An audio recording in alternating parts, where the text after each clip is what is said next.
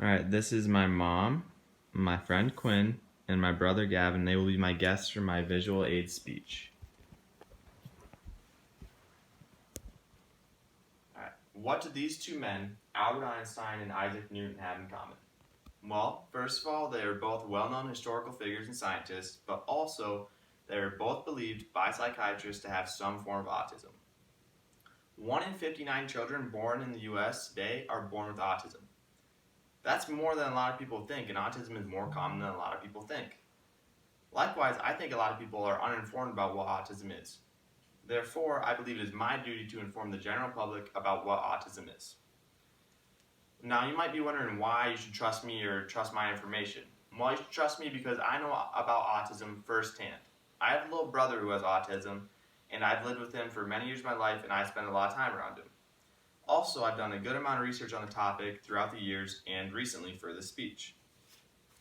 First of all, what is autism? Autism is a mental condition characterized by difficulty in communicating, forming relationships, and using language. Autism is typically diagnosed between the ages of 2 to 3 years old, and people are born with it. You get autism by being born with it. You don't develop it throughout life. Now, there are many subtypes of autism, and autism is kind of a broad term, but I narrow the subtypes down into 3 different types. There's autistic disorder, which is many or most of the symptoms of autism. There's Asperger's syndrome, which is moderate symptoms or just some of the symptoms.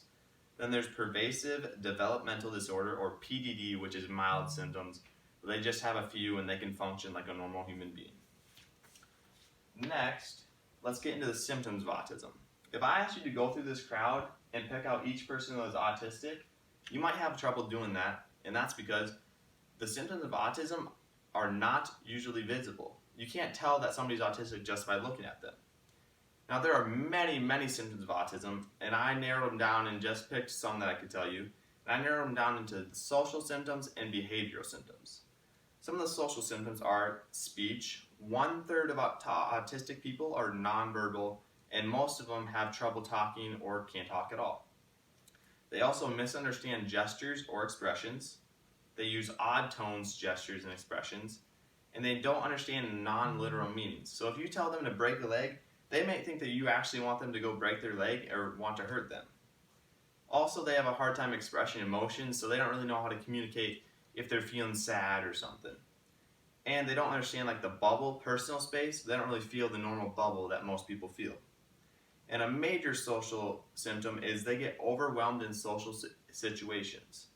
For example, you might have seen autistic people wearing headphones that cancel out noise in public, and that's because it helps them be distracted from all the people around them so they don't get overwhelmed in social situations.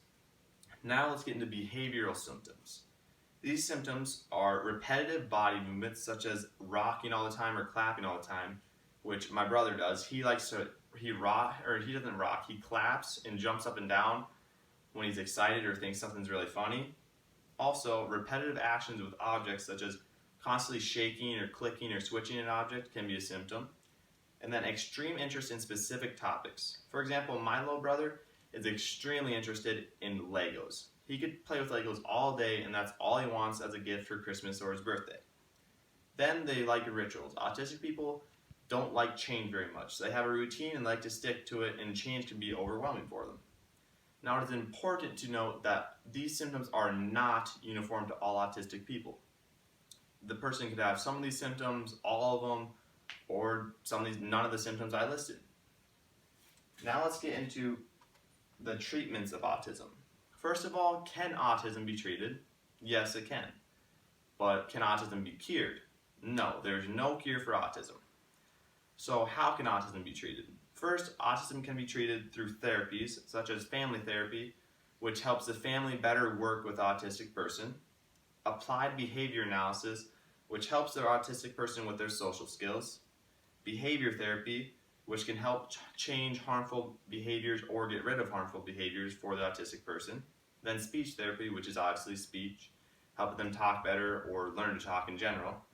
There's also medications which can help improve or reduce just specific symptoms and not everything as a whole. And then there's specialists for all the therapies. In conclusion, Autism is a very relevant disorder. There are many symptoms, and there's no cure, but it can be helped. Now, I want you to remember that Albert Einstein and Isaac Newton picture. That just shows that the symptoms of autism are not always visible, and you can't just tell by looking at someone. Also remember that 1 in 59 children born in the US are born with autism. That's pretty high, and autism is very common. So now, as you know, there's more to autism than meets the eye. Alright, now I'm going to show you my note cards.